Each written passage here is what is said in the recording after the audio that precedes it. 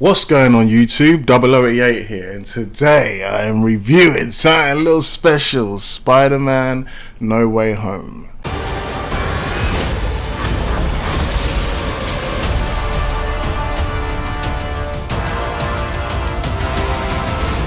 Yes, welcome to my Spider-Man No Way Home review, and yeah, I saw it like a couple days ago. I had to have some time to just kind of sleep on it and think about it for a little bit, because wow, that film was mad. Recently, the MCU and stuff, I've kind of been going down on it. I used to be like the biggest MCU fan, reacting to all the trailers, you know, be the first one there, day one. I haven't even seen Eternals yet. I haven't watched Hawkeye or Loki. I'm going a bit, you know, MCU'd out, a little bit of MCU fatigue, and the only reason I was super excited about Spider-Man No Way Home was the possibility of seeing a certain two characters, if you know what I mean, and seeing the villains, seeing Doc Ock, Green Goblin. Basically, it was nostalgia driven, and I was like, you know what, I probably wouldn't even care about a third Tom Holland Spider-Man movie if it wasn't for these factors, these nostalgia factors from my childhood, you know, from my era of Spider-Man, you know.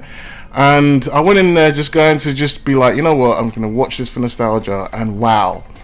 Take away the extra nostalgia stuff, take away the crazy villains, this movie's storyline, the plot, Tom Holland's plot was actually really good. The MCU stuff alone was actually more than I expected. It blew me away, like the emotion, the drama, the acting. Like I've never seen like Tom Holland's Spider-Man have to actually go through some Spider-Man shit like this, and it was just like, it was amazing. There's so much I've got to go into. This might be quite a long review, so be in there for the long haul with me, because this is going to be a mad one. Like, let me just say it right off the bat. Maybe this will help you stay along the ride, so you can wait till the end or skip ahead to see the reason. But I'll give this film like a 9 out of 10. And it would have been a 10 out of 10, but for one petty reason, one reason that annoys me, I couldn't give it a 10 out of 10. It's just a stupid reason. You're probably all going to disagree or not even give a shit or be like, what the hell? What's wrong with you? But this would have made it a 10 out of 10 for me. But I'll tell you about that at the end of the review. But right now it's a 9 out of 10. It's just this one thing I needed. One thing I needed this movie to have, and it didn't really deliver that for me. But yeah, so far, because of that, it's a 9 out of 10 for me. But yeah, that's the rating, so you got the rating there. But let's go into all the details, things I loved, things I hated, and things that I thought they could have done a little bit better. But so far, yeah, everything is just amazing what they've done. I'm going to spoilers now. Spoiler alert. I guess that first bit was my quick non-spoiler review, but this is like the spoilers now. Proper spoilers. Let's go. So yeah, basic plot is you got Tom Holland, Spider-Man, Peter Parker, who's literally carries on from where the last film left off. His identity's been outed by J. Jonah Jameson. Because of this, his girlfriend and his best friend might not be able to get into university, and he can't get into university either, which is really interesting. I really thought as the story was going, it was going to be about Zendaya, MJ gets in trouble, or Ned gets hurt, or Aunt May gets hurt because someone knows his identity, people know his identity, or they hold him hostage. I really thought it was going to be something like that, like, or maybe, you know, someone gets kidnapped or something, and he's like, oh god, I can't have this, people know my identity, I've got to go Doctor Strange. But it turns out it's kind of like a silly, childish reason. Oh, I've got to get my friends into uni, this isn't fair, I'm ruining their life. Well, it's not that childish, it's kind of like a realistic, relatable reason, but it's just like you're altering time and space so your mates can get into uni is a bit, you know, it's a bit extra, do you know what I mean? Like even Doctor Strange says it. So you're telling me you didn't even at least, you know, plead your case before you're gonna, you know, try and alter the fucking time and space dimensions in the universe, you know, that. So yeah, it's kind of weird, but yeah, I mean, it seemed even strange that Doctor Strange was helping him. Like everyone was saying in the trailers, like, why would you do this, Strange? Like, this must not be Doctor Strange. But it turns out it was actually Doctor Strange. But I guess he just felt a bit sorry for him. He assumed there was nothing else. He related to him. They're mates, I guess. I don't know. So he just has... It's weird. He carries the eye... He mentions it in the film as well. He carries the Eye of Agamotto, but he doesn't have the time stone in it. So what's in there is just for look, just for show? I don't know.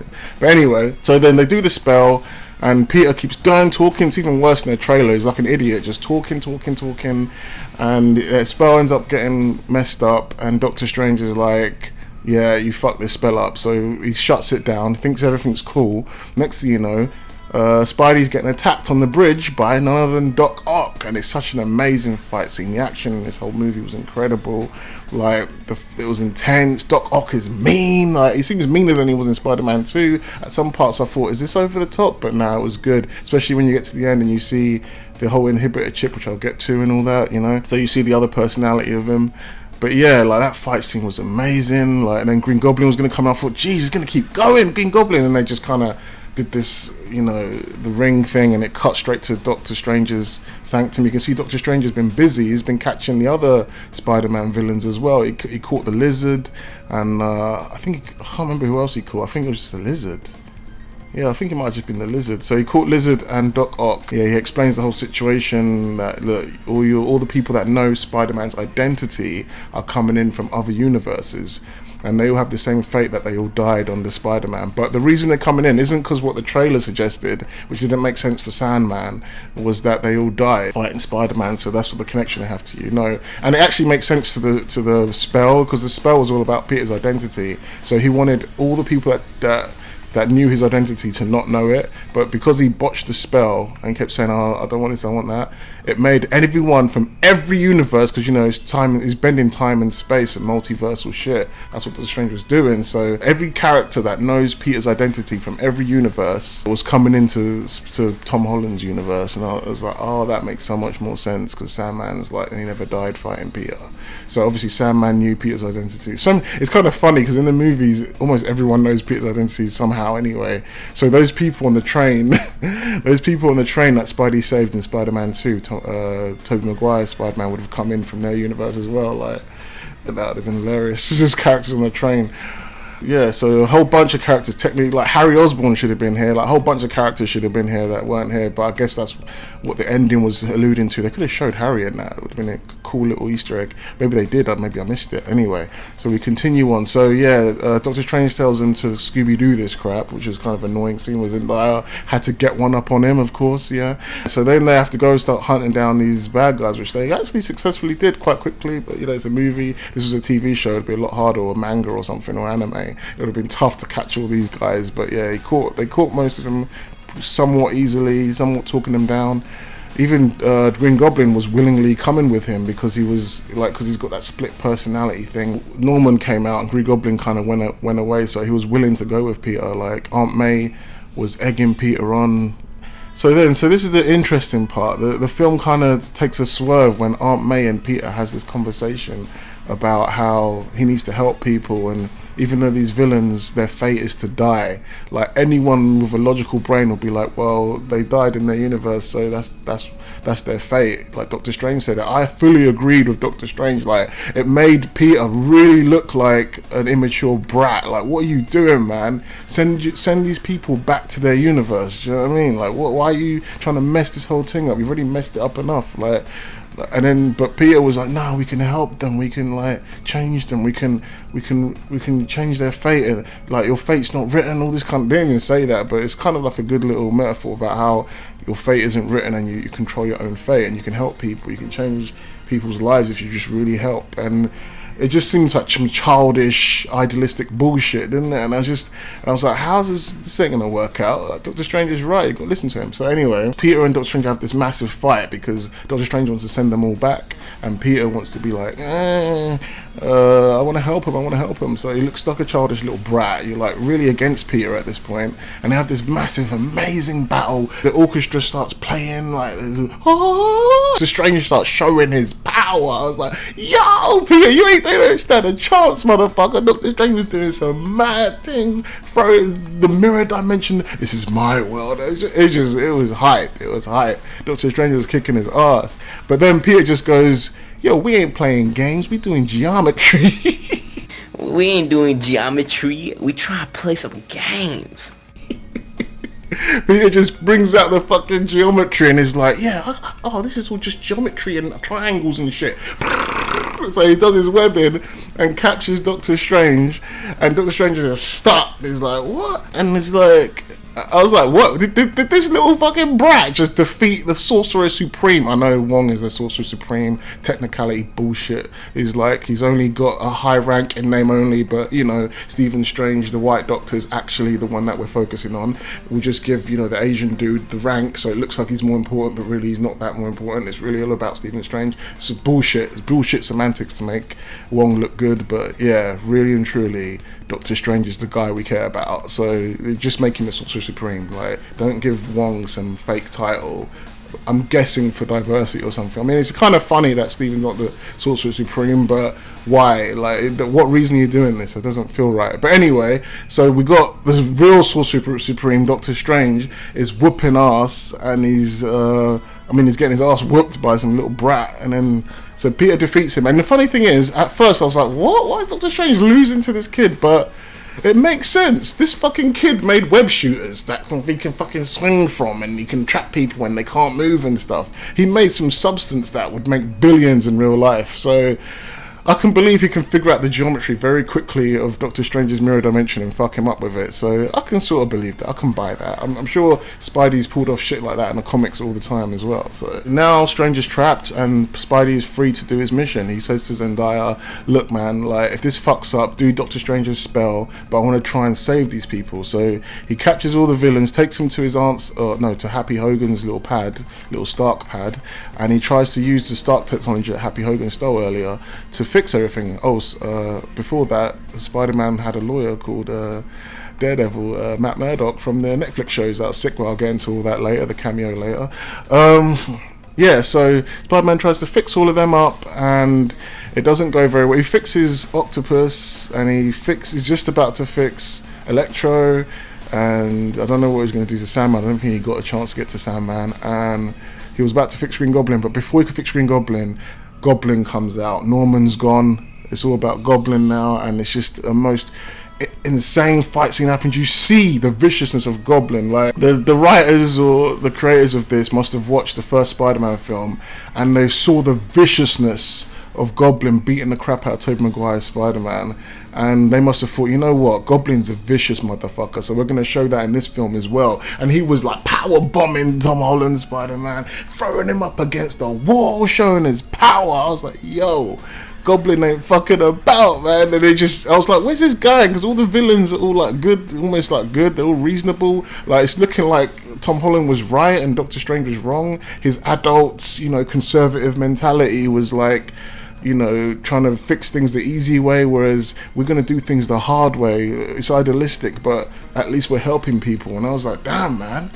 I was so against Peter, but you know what? This actually is working, and this is showing you that there's another way of doing things. Look at Doc Ock. He's back to himself, that the way Toby's fixed him, but this time he might not have to die for it. It's like quite interesting little dilemma, interesting little conundrum they've brought up here about helping people versus these people can't be helped, fuck them, It's really interesting. Anyway, big fight ensues, and because of Peter's need to help people, if he had done it Doctor Strange's way, his Aunt May would be alive, but because he wanted to do it his way, there are consequences for being a good person. We've seen it in all the films and all the TV shows. All the good people always get shafted, and Tom Holland trying to be a good person ends up fucking him right up the arse, and he loses Aunt May, and it's like one of the most emotional, heart-wrenching things and Tom Holland acted it out brilliantly. Like the emotion, like it was insane. This is what we needed from this kid. This kid was like, Mr. Stark, like he just didn't have anything gripping like the way Toby's, the way even Andrew's Spider-Man had. Like, Andrew was probably the worst Spider-Man, but like, it's Amazing Spider-Man 2 when Gwen died was like emotional as fuck. So Tom needed something like this, and we finally got to see it. We didn't get to see it because we got the Uncle Ben scene taken away, because we'd seen it 100 times before, everyone says, and we just didn't see like the emotional side of this Peter's life. And when he lost Aunt May, wow. I mean, we saw a little bit of Tony Stark, but yeah, their relationship was a bit, but this Aunt May one, wow, it was intense, and Tom Holland played it amazingly. So Tom's on the downer, he's done a runner, and then we get Zendaya and Ned Leeds, and Ned's using the Doctor Strange ring, and he didn't mean to do it, but accidentally opens a portal because he's trying to find, where's Peter? Where's Spider-Man? And he ends up opening a portal to not our Tom Holland Spider-Man, but to Andrew Garfield Spider-Man. I was like, what? The whole cinema erupted. They were like, yeah, cheering. I was like, what, are we in the theater all of a sudden watching a live show? Everyone was cheering, everyone was going mad. I was like, yo, it's Andrew Garfield Spider-Man. And all this, like, you know, some comedy ensues, and they're like, you're not Peter Parker, da, da, da, da. And then Ned does it again to try and find Tom Holland, and I didn't think they were going to do it, but they did it. And Tobey Maguire's Spider-Man walks out, and I was like, what? I was like, nah. But he's wearing like casual clothes. Rather when Andrew Garfield Spider-Man was wearing a Spider-Man outfit. So we were like, oh no. Did Tobey say, look, I'll be in this movie, but I ain't wearing no Spider-Man outfit? I was like, for a second, I was like, nah, they didn't do that, did they? Tobey didn't do this to us, did he? But yeah, so when they came out, I was excited. I was loving it, but then I had a slight little hint of disappointment. I didn't mind Andrew's one coming out like that, but when Tobey's one came out like that, I had a little slight bit of disappointment. This is getting to the thing I was talking about right at the start of this review of why I couldn't get this movie a 10 out of 10. Because I was hoping Tobey Spider-Man like was gonna come in a blaze of glory, just webbing in, mask on, everything. You can't see his face yet, and he comes in. Tom Holland's beaten. He's down on the ground. This is how I envisioned it in my head. Like, I know everyone in the comments are gonna be like, "You can't just make it up in your head. You gotta just accept what the film does." But nah, like it just seemed like a no-brainer. You got the most epic soundtrack ever. Like, this isn't even about the visuals, it's more about the audio. You got the, even if Tobey didn't even come into this music, if he had walked through the portal with this music, it's all about the audio. Danny Elfman's score from the main titles, I think, from Spider-Man 1, I was hoping that was going to be playing, you know, I was hoping that would be playing. I don't know if you can hear it in the background right now. I hope it would be coming on, and then Tobey just swings in and saves Tom Holland's Spider-Man, and then you can cut to all these comedy moments. They're having a little conversation, they're doing all this stuff that I'm going to talk about in a minute, which was all amazing, by the way. But yeah, I was a little bit disappointed that we didn't see Tobey come in to Danny Elfman's score.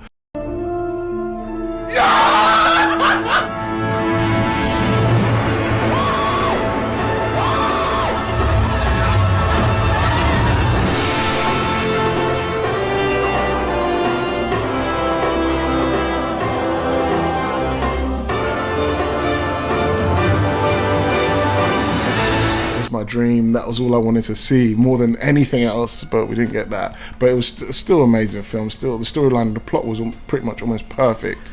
Like, even better than I thought it was going to be. Like how they incorporated everything. But yeah, so continuing on, all the Spider-Mans are talking, and like they're introduced to each other. They finally find Peter, and Peter's like, "What's going on here?" Like, the Spider-Man was telling Peter, "Look, we understand how you feel, how you lost your aunt, we lost Uncle Ben the same way." And he was like, "Don't tell me you understand how I feel." And it's just raw emotion. And then they were just like, "Yeah, okay, you know, we understand that, we know what that feels like, that you don't want to talk about it right now."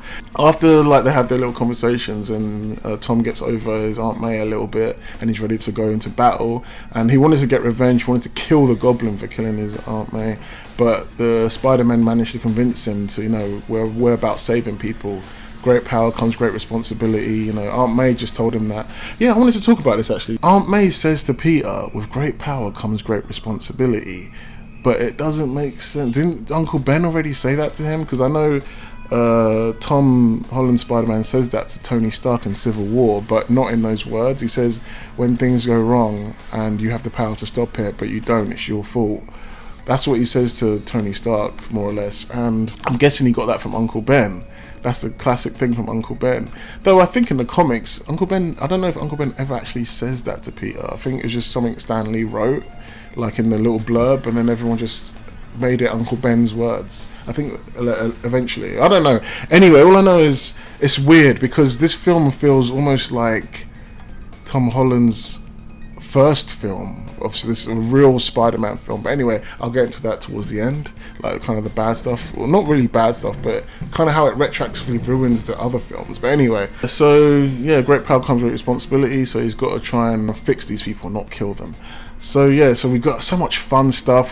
They talk about, you know, Tobey Maguire's web shooters being, you know, organic and how weird that is, and they're going about, you see the bit where Andrew Garfield's leaning, so that shit was real. That shit where Andrew Garfield's leaning on the pole was actually leaked scene, but somehow people managed to blag it to say that it was fake. I don't know how that happened, but that was legitimately, I don't know if that was, it almost made me feel like they were taking the piss out of the thing, because I fully believed that was an edited thing, but the thing where Andrew Garfield was leaning like that, it literally feels like it was like a meme or something. They were taking a piss out of the fake leak scene, but it looks like it was actually a leak scene. I don't know, you guys tell me, I don't know. But anyway, so they finally go to the final battle, which is fucking epic. You got like Toby and Andrew and Tom all just going around kicking ass. The first bit, they couldn't really fight properly. They kind of fucked up because Toby and Andrew never worked as a team, but that's not true. Toby, as far as I remember, worked as a team with Harry at the end of Spider-Man 3, so he knows a little bit about working as a team. Toby, that's not true. Toby and Harry worked together as a team when Harry was Green Goblin against Sandman and Venom, so lies. Toby knows how to work as a team. But anyway, there's more to it than that. Maybe I'll go into that, my disappointments, or things that they could have added that could have made it more epic, which is going to be right at the end of this. And yeah, eventually they managed to fix everybody. They use all the little items they created back at the labs and stuff somehow. And they fix everyone. They fix Sandman. They fix Electro. And Electro makes some comment about, well, you need a black Spider-Man or something. He said, I just assumed you're going to be a black Spider-Man. He says that to Andrew, because you help inner city kids and all this kind of shit. And Andrew's like, oh, I'm sorry, I'm not black. The way races come out now is just kind of weird. Race is just a massive thing nowadays. But yeah, like, I think that was like a little reference to Miles Morales, obviously. But the thing about Miles is Miles shouldn't be anywhere near this kind of Spider-Verse. This is about Peter's verse. Miles should have his own verse with other Miles Moraleses, you know? Like, Miles shouldn't be part of Peter's thing, because Miles should have his own thing, you know what I mean? Like, people might interpret me saying that as, oh, Miles isn't good enough to be in Peter's thing. No, I'm saying Miles is better than that. He's his own person. He should have his own verse. He should have his own characters that want to be like Miles, or, you know, I don't know if people understand what I'm saying, but like, people just think so small. They think like having the coattails of a white superhero is the thing, when it's actually, no, we should have our own shit. And people should be wanting to see multiple versions of our own shit. I hope people understand that. Like, it's hard to get that through people's heads because they think so small. But anyway, yeah, Miles should have more. Like, that's what I'm trying to say. But anyway, moving on, and then it gets to this Metal Gear Solid like ending bit where it's starting to get into morning time. They've been fighting all night, and we're just gonna see Tom Holland fighting Green Goblin, the most brutal fight we've ever seen Tom Holland Spider-Man be in, or probably any Spider-Man. This is more brutal than Spider-Man 1 versus Goblin. And this is Goblin again, and he's just beating the absolute crap out of Green Goblin. He's like, I'm gonna kill you, and like Green Goblin's like, yeah, that's the what I want to see. Like, and he's just like smashing him up. And Spider-Man is not pulling his punches. They really show you how Spider-Man has been pulling his punches, and he starts smacking, like every miss is making giant dents into this like metal platform that they're fighting on. He's smacking Goblin's face up. He needed to have blood all over his face, but it was PG-13 or whatever, so somehow Spider-Man's super hard punches weren't making him bleed, but you know, PG-13 for you. But yeah, it was smacking the crap out of him. Like, you could see how much Spider-Man actually pulls his punches, and it's insane. So he's about to finally kill him with his own glider, about to stab him, and then Tobey Maguire jumps to, we're playing the music here, Tobey Maguire jumps in and stops him, and he's holding it. They're like, you don't want to kill this guy, you don't want to go down this path. And it was just amazing. And then Green Goblin stabs Tobey Maguire, and I thought they were going to kill the motherfucker off. I was like, you fucking kidding me? Not only did you not give me my scene of Tobey Maguire swinging into his amazing Danny Elfman score, but you're also going to kill him off. Don't fucking kill him off. But yeah, they didn't kill him off, thank God. But I almost feel like there might be, on the editing room floor, a version where Tobey Maguire dies.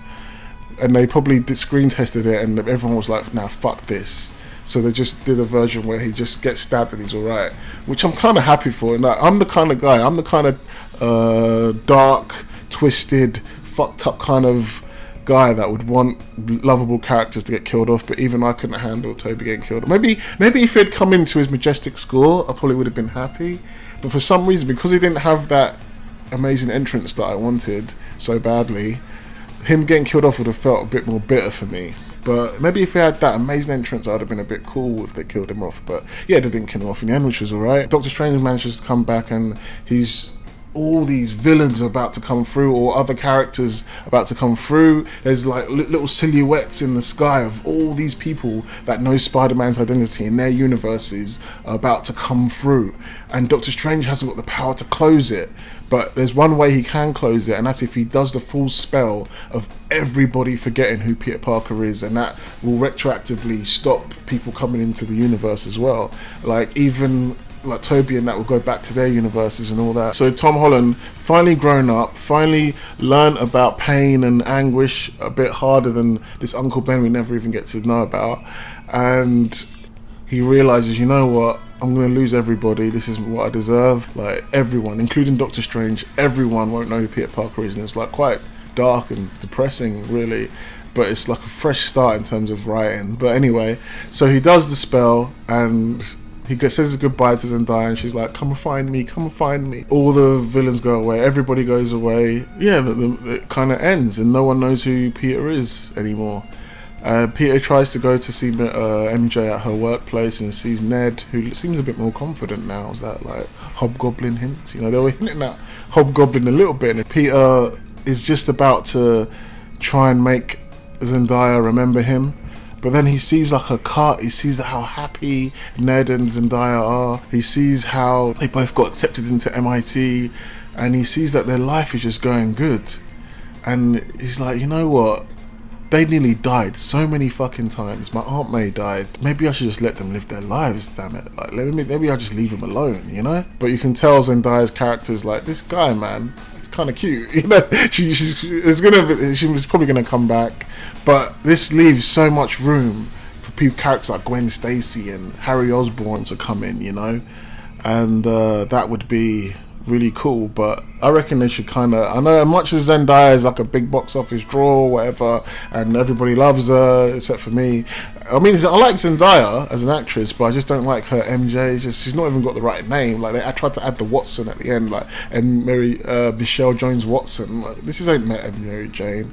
Like, especially now that we're getting true Spider-Man. See his outfit at the end, the classic outfit with the Ditko eyes, everything, like without the Stark tech and shit. We're getting proper Spider-Man now. Proper Spider-Man. And you're going to tell me you're not going to add proper Gwen Stacy and Harry Osborn. You're just going to bring Michelle Jones back, like, and his fake best friend Ned Leeds that he barely even knew in the actual 616 comics.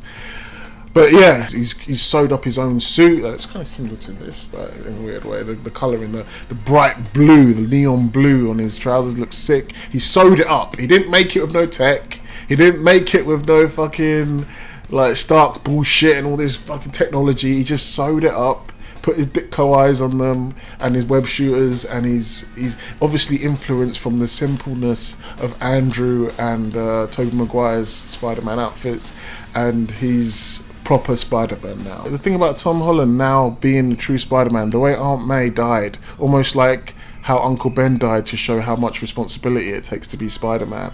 It feels like, and everyone said it, this has been Iron Boy Jr. or Spider Boy Jr. or Iron Man Jr. This has never really felt like Spider-Man. Civil War, Homecoming, Far From Home, he just felt like a kind of immature little kid that's got spider powers. He felt like the responsibility that Uncle Ben told him about, has it even happened? We don't even know what Uncle Ben looks like in this universe. And even this film almost made it feel like Uncle Ben never even existed. It feels kind of like Aunt May's just been this single aunt for years, and there's no Ben Parker, and there never was, and she was never married almost. Or maybe she was married and got a divorce or something, like, and Uncle Ben is just some bum somewhere. Like, it's kind of weird, like, what they've done. And he just got spider powers, but he didn't really care.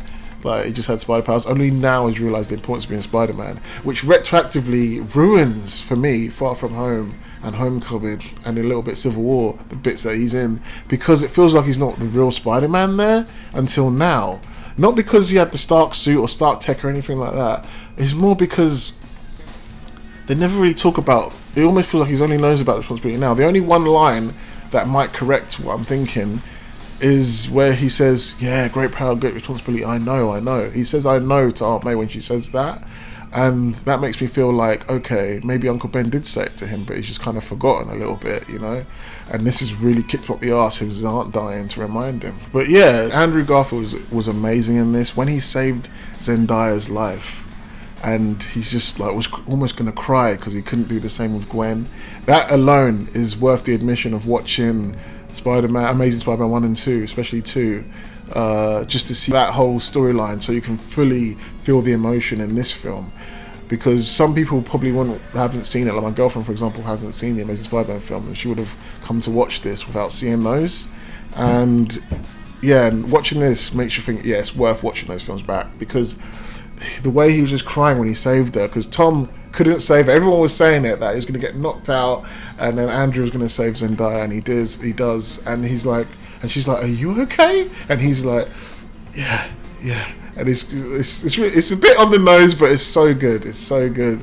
Like Andrew played it so well. Like the way he was just this lovable Spider-Man, and Andrew was such a good sport for being like the Peter 3, because Tom Holland was like, I'm Peter 1, you're Peter 2 to Tobey Maguire, and he took to Andrew, he was like, you're Peter 3, and he was like, okay, I'm Peter 3, fine. And it just shows how good of a sport Andrew Garfield is for like knowing that people consider him the worst Spider-Man, but like, and they did a little meme of it and just had fun with it, and that's really cool of Andrew to just not be bougie and be like, no, I don't want to be taking a piss out of like that.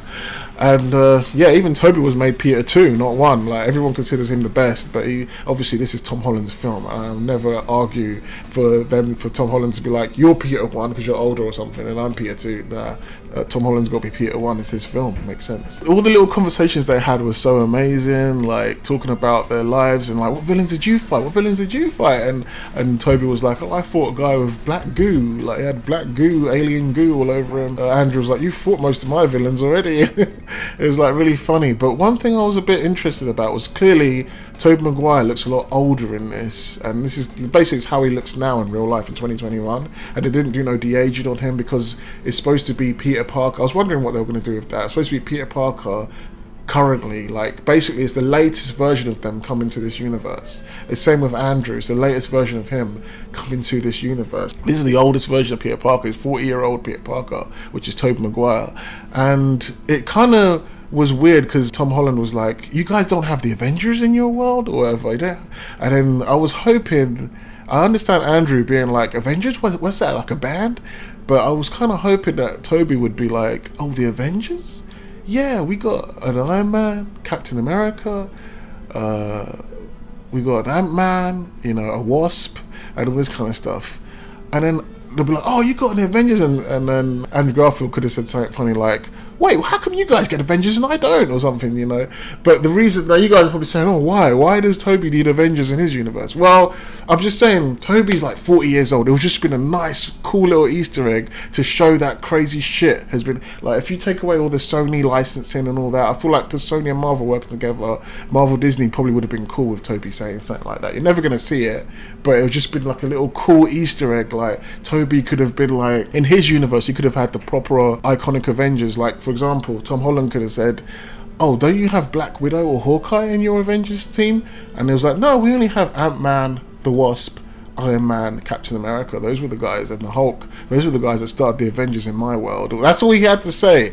Like, because it would have been a nice little Easter egg to show that stuff was going on in their world. The reason I'm saying this is because Tobey's 40 years old. That I refuse to believe he fought Venom and Sandman, and then after that he just fought petty criminals for the next 10 years of his career, you know? Like, other shit must have happened. Like, he could have said, oh, one time I had a guy with wings, his name was the Vulture, and then Tom Holland could be like, oh, I had a Vulture too, or something, you know?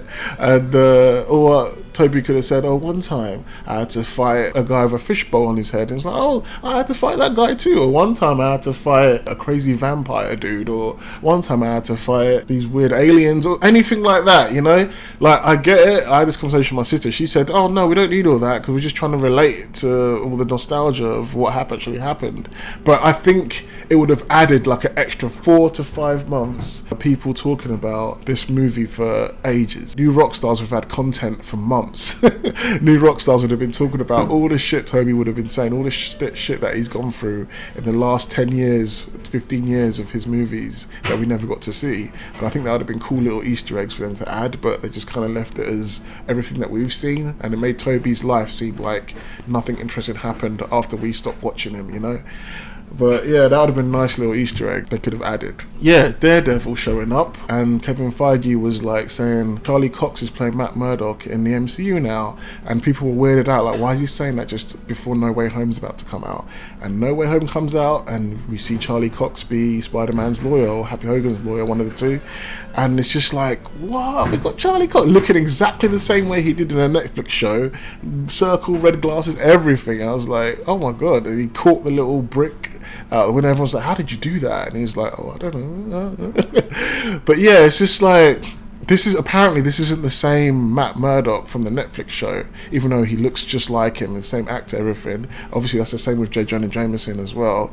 It's not the same Jameson from the Tobey Maguire films, but it's just like, I kinda wish it was the same Matt Murdock, because we have all that backstory. Just use it, you know what I mean? I guess it's like a soft reboot, maybe. Like, all that stuff kind of happened, more or less, and anything that didn't happen, we'll say. Maybe that's the way you should see it.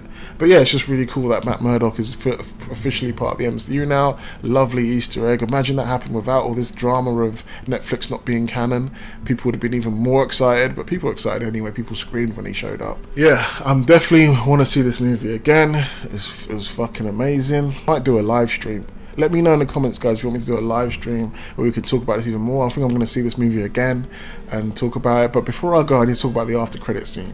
Obviously, the Venom thing. Now, spoilers for Venom. I haven't even seen Venom 2, but I've seen the end credit scene of where he gets transported into the MCU. He's one of the, which is really weird because he doesn't know who the fuck Spider-Man is. Tom Hardy's Venom. In the after credit scene, the Venom symbiote says something about how they're connected, all the symbiotes are connected across all universes. So because at least Tobey Maguire's Venom has experienced Tobey Maguire as Spider-Man, Peter Parker, that version of him, the Venom in Tom Hardy's universe felt that connection, that link. So he knows about Spider-Man, and that's why when you see Tom Holland's face at the end credits of Venom 2 in the TV, the Venom's like him or something. Like, he just looks like he recognizes him. He recognizes the Spider-Man. So that's the reason why he was able to get transported to another universe, even though Tom Hardy's Eddie Brock didn't understand what the hell was going on. So now Eddie Brock was in the MCU for a short time. He went out, everybody was like, yeah, getting excited that Eddie Brock was there, and then he quickly flashes away. I was going to think, why is he going to be the only character that stays but everyone else goes? How are they going to explain that? But he actually goes back to his universe, which was, everyone was like, oh no, everyone in the cinema was like, oh no. But it was kind of funny, but then he left a little bit of Venom goo on the table, which is clearly going to find his way to a more mature, more grown Peter Parker. Which, the reason I said more mature, more grown, is because in the comic books, when Peter gets the Venom outfit, he's like a bit later in his career. He's like in his mid 20s or something. He's almost, I think he might be a teacher at this point in the comic books, or like at least a college professor or something like that, or maybe he's just about to finish university. I don't know, the scale and timeline of the comics are crazy, but yeah, he's later in his career. He's not in high school anymore, that's for sure. And yeah, I'm glad that they're gonna incorporate the whole Venom storyline and the symbiote suit with an older, more mature Peter Parker. And I think we're gonna get the comic accurate one with the whites on his chest. So now what's really interesting is, after we've seen Black Suit Spidey, which we've got to see Black Suit Spidey. After we see Black Suit Spidey, and then the symbiote, he has to take the symbiote off, and is it gonna go to Eddie Brock? Is it gonna be a new version of Eddie Brock in the MCU?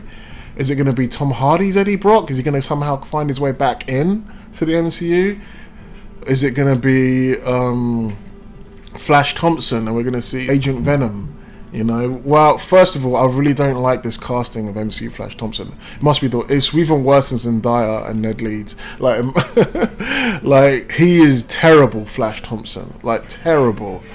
Like he doesn't like. I feel like Flash has to have a little bit of, you know, beefiness, strength to him, and he just seems like a pussy. Complete. I like the actor, but I don't like him as Flash Thompson. A complete pussy, and it just no one wants to see this guy be Agent Venom. Like, if it comes off Peter's body and it goes on him, no one wants to see that shit.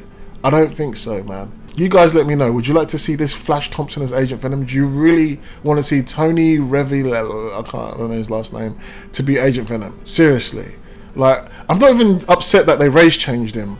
Like, but then again, I don't really know how many like Latino or Indian looking guys are called Eugene Flash Thompson. Like, when you race change people, you got to think about their names, their culture. You can't just race change and just give them white storylines. I don't know why people are just so cool with this dumb shit. Like, look at Ned Leeds. Why is his name Ned Leeds? His mum is clearly like Hawaiian or like Maori or something, you know. She's got a culture. She's speaking a different language, and her son's name is Ned Leeds. Think about that. It doesn't. None of that shit makes sense. Zendaya can get away with being Michelle Jones Watson because she's clearly mixed race. One of her family members is clearly a white person, whether it's her mum or her dad. But Ned and Flash would not have those names unless they're like adopted by a white family, which Ned clearly isn't. So don't bring Ned's culture into it and then have him be called Ned Leeds. At least change his last name. When Karate Kid came out, it was originally going to be called Daniel Connors or something like that. I'm just making that up. I can't remember. It was some English name. The main character of Karate Kid was going to be a white person playing him.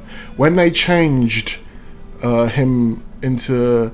when Ralph Macchio was going to play him, they made it fit the ethnicity of the actor playing him, which is Italian. So they changed Daniel's name to Daniel LaRusso to fit the ethnicity of the actor playing him, which makes sense. Like, look, I'm all for having the names of the comics, but if you're going to be comic accurate and you want diversity, you can't have both. You gotta pick one. Either change the name of the comic character so it fits the ethnicity of the character you're trying to be diverse and show diversity with, or just cast him as how he's supposed to be in the comics. Pick one.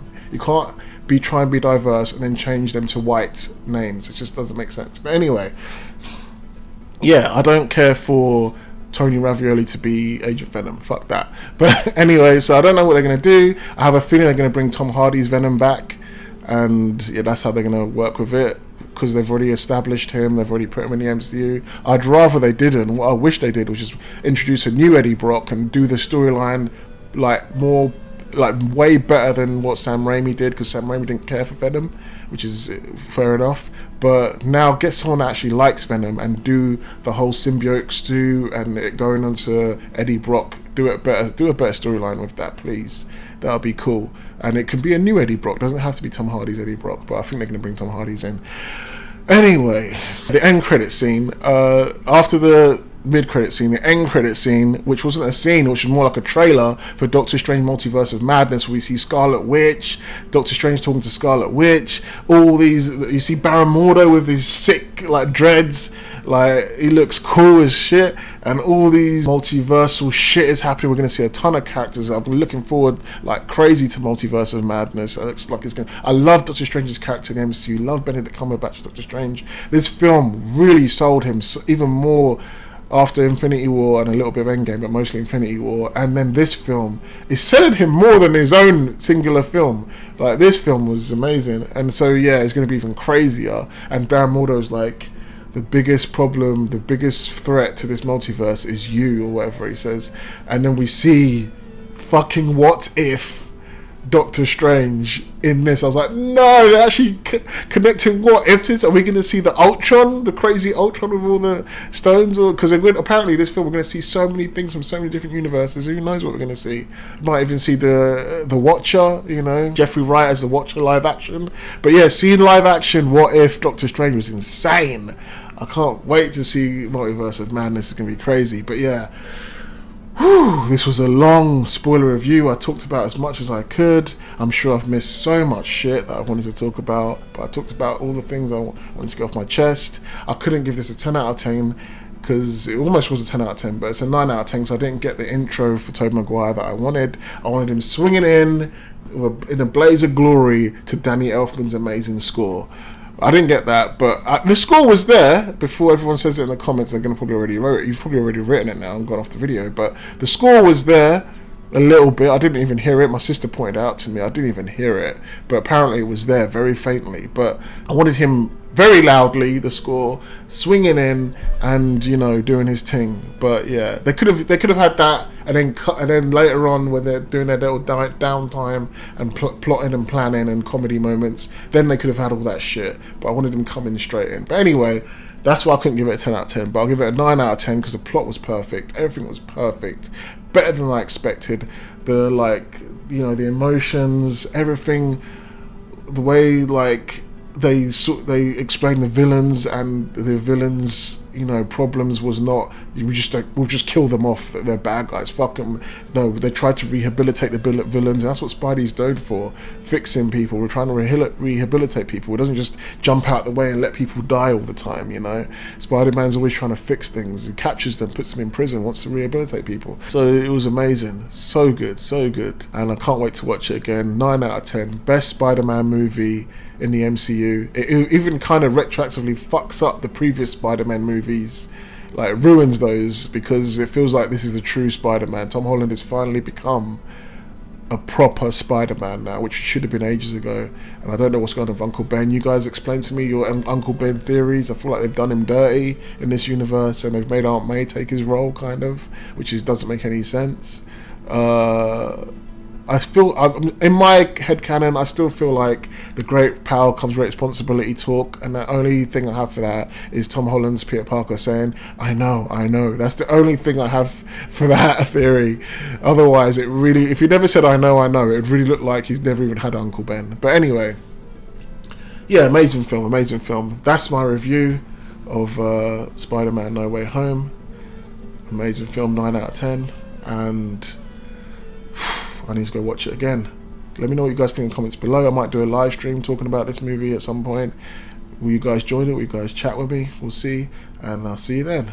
Peace.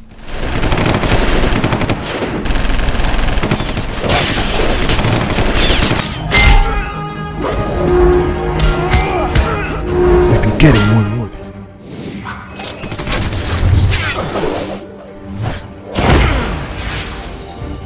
What do these guys want?